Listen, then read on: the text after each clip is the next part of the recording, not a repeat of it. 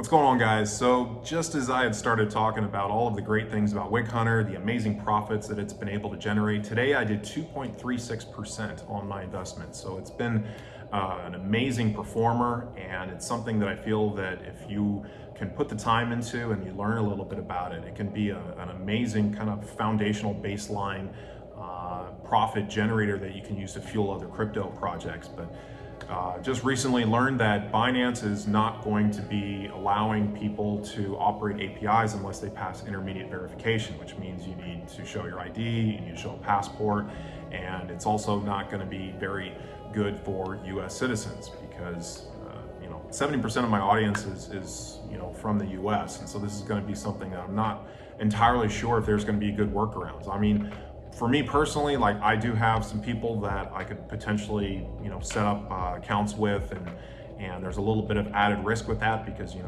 putting money into an account that is under someone else's name. But I think I can do that in a way that'll be okay. But not everyone's going to have some of those same options. You can buy, maybe an account on Binance with someone that is willing to maybe sell that to you.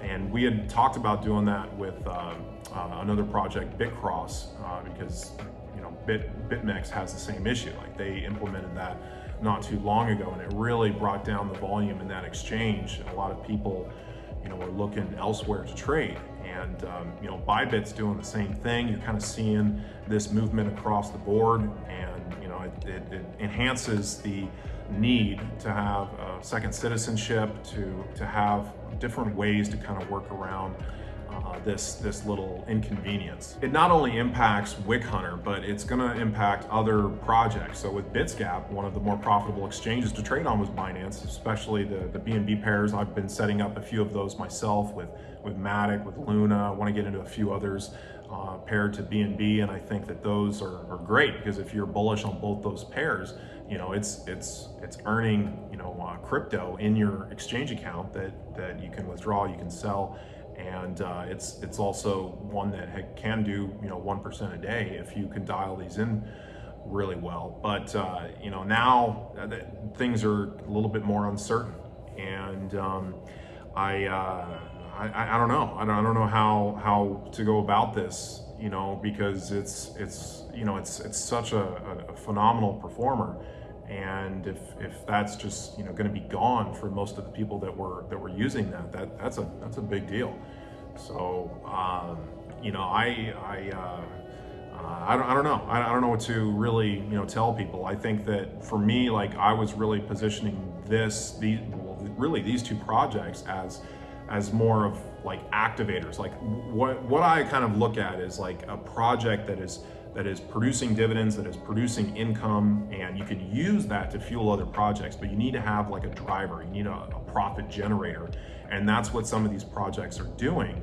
However, those are the ones that are going to fall under more scrutiny from some of the regulatory bodies that feel that they should have regulatory oversight over those.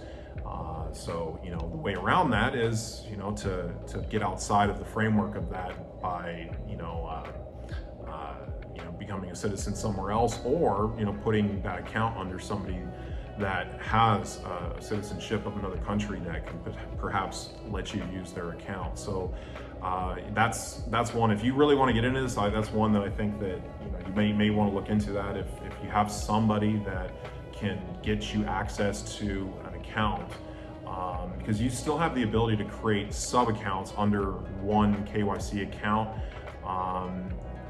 That's probably the way to go. Because like, I had like 10 accounts or so, and it's just easier to open up a Binance account and kind of have them set up that way and whatnot. But now it's you're gonna have to kind of put that under one umbrella, and an umbrella that is perhaps not even under your name, which is going to add so much like questions and speculation. Like, if you have somebody you trust, that's great, but maybe if someone you want to try to buy an account and use that, then what happens if it all of a sudden has quite a bit of money in it, say like $100,000 or something like that, and that person has it under their ID and information, that they could perhaps reclaim that at some point. So there's trust factors involved with that.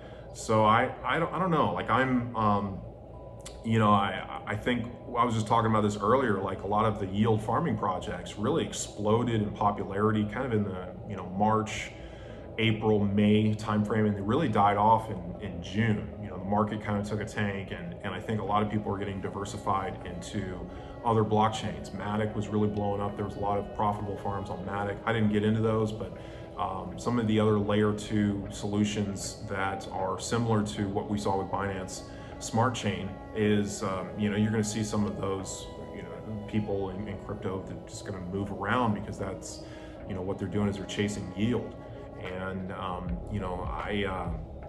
I don't know what some of the best options are going to be. I mean, I'm going to be doing a lot more research with this, and you're certainly welcome to leave some of your comments in the comment section below, because it's one that I wasn't quite ready for.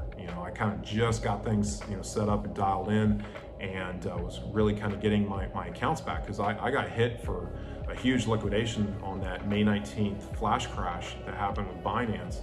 I don't think we're going to see another movement like that for quite a long time. That's kind of a once in a 2 or 3 year event where you see a 40 or 50% move in the market, and that will take a lot of these altcoins, and just takes one altcoin to go crazy, and if you have the higher leverage, it'll wipe out your account. And so that's what happened with 4 of my 5 accounts, and it's taken me a while to build that back, and that's kind of where I got to, not too long ago, and now that we got this. So yeah, we'll see. But there's a lot of decentralized options that are starting to improve and become more available, and that's going to be one need that we're going to see in the market. And I think that there are some derivative exchanges that are beginning to materialize with